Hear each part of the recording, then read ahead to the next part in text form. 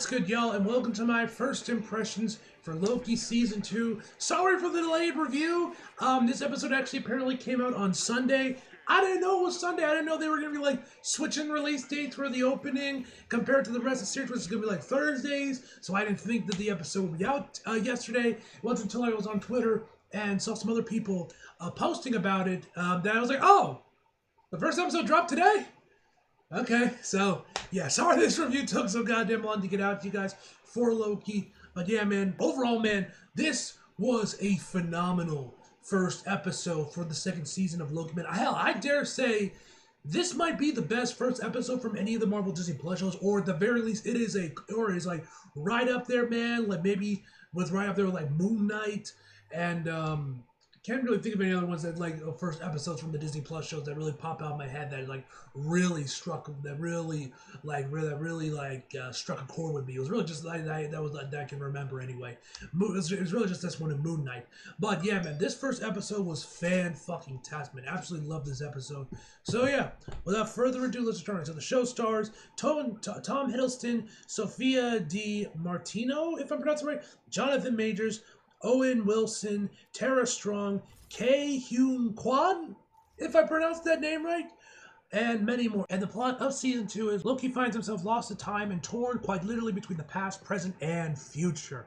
So, first of all, man, the cast is great. Tom Hiddleston is as great as always, man. Kae Hyun Kwan, if I'm pronouncing his name right, was just amazing. Owen, he's as hilarious as he's always been, man. He was fantastic, man. Jonathan Majors doesn't have much to do in this episode. We more or less just get some voiceover from him, but he sounded amazing as he always does. Wanam Mosaku, if I'm pronouncing her name right, who you guys remember as Ruby from Lovecraft Country, man, which if you haven't seen Lovecraft Country, watch. It's an incredible show, man, especially during here now that we're in October, spooky season, all that shit, man. Please go watch it, man. It is such an incredible show, man. Jonathan Majors was incredible in there. She was amazing. I believe Tessa Thompson, not Tessa Thompson, it was someone else that that was Tessa Thompson on the show, but just a phenomenal show. If you haven't watched it, just go watch Lovecraft Country. It's so fucking good, man. I'm so sad I only got one season, man. That was such an amazing show. But anyway, I digress. I'm glad to see she's still getting work. Because she was amazing, man. Ruby was great in that show, man. But Jonathan Majors obviously was a standout for that one, man. He was so good in that show, man.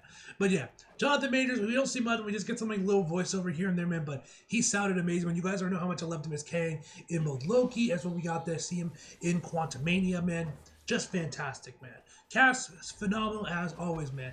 One thing I gotta say that I love about this episode is that it picks up basically right where Season 1 left off. But you guys remember for Season 1, it ended right when Loki had defeated, or him and like Silva killed the He Who Remains, Kang the Conqueror, or at least that universe's Kang, whatever the fuck it was. I can't really remember the exact details. And we found the TVA was actually created by Kang, and this is like his kingdom and everything.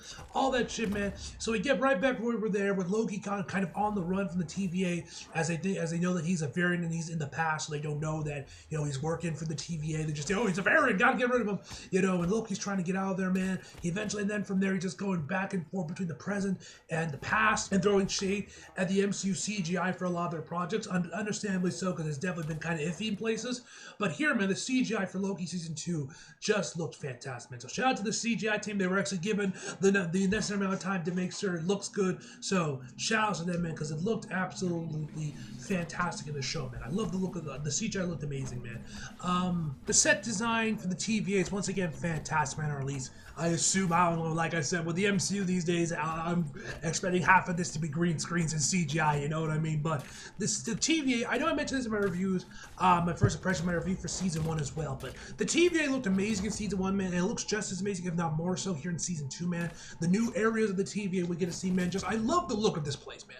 It just looks so goddamn cool. And Kae Hyun OB, I'm just gonna call him OB rather than keep butchering his name if I'm even saying it right to begin with.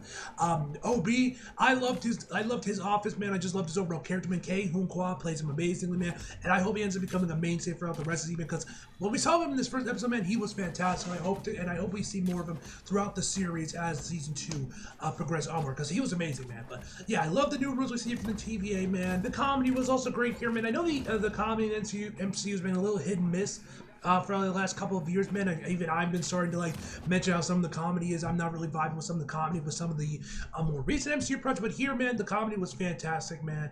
In the first episode of Loki season 2, man. And yeah, now in terms of like, I guess flaws I don't know. Jonathan, like I said, Jonathan Mayer doesn't make an actual physical appearance in the episode, which, to be fair, I'm pretty judging from the trailers we got for Loki season 2. It kind of seems like they're going to be using Kang very, very sparingly. Like, we're not going to see Jonathan Majors that much within the show.